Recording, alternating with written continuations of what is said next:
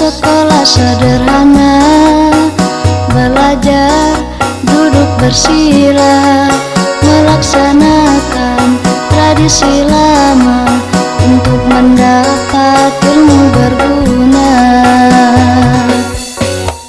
Para ulama terkemuka belajar dengan bersila, pelajarilah sejarah mereka, pasti kita berlapang dada.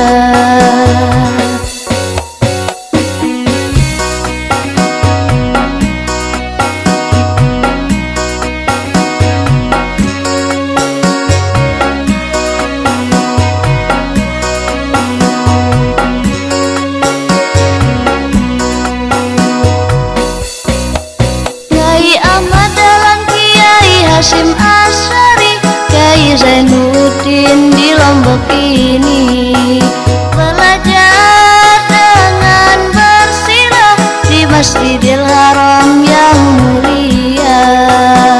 Yang kedua, Alhamdulillah, wassalatu wassalamu ala Rasulillah.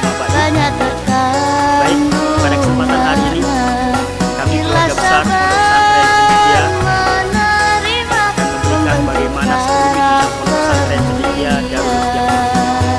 di Pondok Pesantren Cendekia ini kita membangun insan-insan yang ilmuwan yang cerdas tapi yang berani. Kenapa kita bilang begitu? Karena di sini kita mendidik, membangun, mengajak para santri, adik-adik kami di sini untuk selalu dekat kepada Allah, selain juga cerdas pikirannya. Jadi di antara keunggulan Pondok Pesantren Cendekia Darul Murni, adik-adik ini kita wajibkan untuk melaksanakan sholat tahajud. Jadi ketika jam sudah menunjukkan jam 3, maka adik-adik ini wajib harus bangun untuk melaksanakan sholat tahajud. Ketika dia tidak bangun, maka dia harus siap direndam. Inilah keunggulan dari pondok pesantren kita, pesantren kami. Jadi di bawahnya sudah ada kolam-kolam. Ini gunanya ini untuk direndam juga santri yang tidak melaksanakan sholat tahajud. Setelah melaksanakan sholat tahajud, maka di situ ada jam belajar. Kita sudah sholat tahajud, sudah mengaji, membaca Al-Quran, masuk kelas untuk belajar sambil menunggu waktu subuh. Setelah subuh, maka seluruh santri di sini wajib untuk melaksanakan sholat berjamaah. 5 waktu wajib. Setelah melaksanakan sholat subuh, selesai kita melaksanakan sholat subuh, maka adik-adik ini mempersiapkan dirinya untuk masuk sekolah formal. Jadi dia mulai membersihkan rumahnya sendiri. Jadi semua di sini itu adalah tarbiyah, mulai dari kepribadiannya, mulai dari kedisiplinannya, semua kita latih di sini. Maka setelah dia melaksanakan sholat subuh, dia belajar. Setelah belajar sholat subuh, adik-adik kita suruh untuk membersihkan rumahnya, membersihkan kamarnya, tempat tidurnya. Setelah membersihkan tempat tidurnya, maka adik-adik kita perintahkan untuk melaksanakan kegiatan berikutnya, yaitu persiapan untuk sekolah. Dari mandinya, sarapannya, dan lain-lain. Setelah itu adik-adik masuk sekolah, kemudian nanti pulang sekolah formal mulai dari jam 7 dia sudah baris, sudah berdoa. Jadi dia harus berkumpul berdoa. Ketika dia berdoa nanti di situ sudah punya jadwal masing-masing. Mereka ditugaskan, ada yang bertugas berdoa, ada yang bertugas berpidato, dan ada yang bertugas menyanyikan lagu-lagu yang berikan. Setelah berdoa, berpidato, bernyanyi, kemudian adik-adik harus melaksanakan sholat jumat. Kemudian melaksanakan sholat jumat secara bersama, barulah adik-adik kita perintahkan untuk masuk kelas. Setelah masuk kelas, maka proses belajar formal terus berjalan sampai nanti pada jam 1 lewat 15 menit barulah adik-adik pulang, dan dia langsung ke masjid, langsung mengambil air wudhu, mempersiapkan diri untuk melaksanakan sholat zuhur berjamaah. Setelah melaksanakan sholat zuhur berjamaah, maka adik-adik ini langsung kita perintahkan untuk makan siang. Langsung makan siang. Setelah makan siang barulah adik-adik ini istirahat sejenak sampai mendekati waktu asar. Jadi 15 menit sebelum waktu sholat dia sudah ada di masjid. Jika terlambat maka itu ada hukumannya nanti. Jadi harus sudah ada 15 menit sebelum waktu sholat sholat datang. Setelah melaksanakan sholat asar berjamaah, maka adik-adik ini melanjutkan program berikutnya. Program kita saat ini adalah setelah melaksanakan sholat asar, wajib baca. Wajib baca. Jadi Indonesia, yang kita di Lombok ini, begitu sangat kekurangan minat bacanya. Maka kami mempolakan di sini setelah melaksanakan sholat asar, santri semua wajib baca. Wajib baca selama 1 jam 30 menit.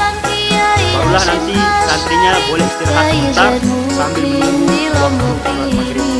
Setelah sholat maghrib, yang tadi 15 menit sebelum waktu sholat maghrib datang, adik-adik sudah berada di musola dan di masjid. Kemudian setelah melaksanakan sholat maghrib, dilanjutkan dengan belajar. Jadi belajar pada maghrib ini tergantung kemampuan adik-adik. Jadi ketika dia baru masuk, kita polakan adik-adik ini, dites ngajinya. Bisa nggak dia membaca Al-Quran dengan fasih? Jika belum bisa membaca Al-Quran dengan fasih, maka dia diajarkan membaca Al-Quran.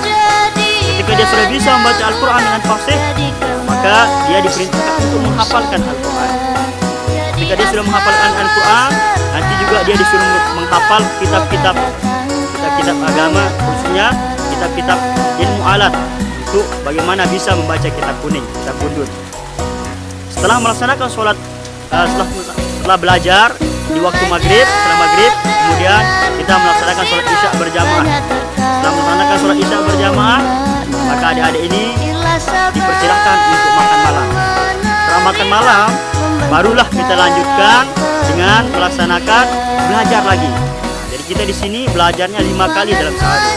Mulai dari sebelum subuh, setelah subuh, kemudian setelah asar, setelah maghrib dan setelah isya.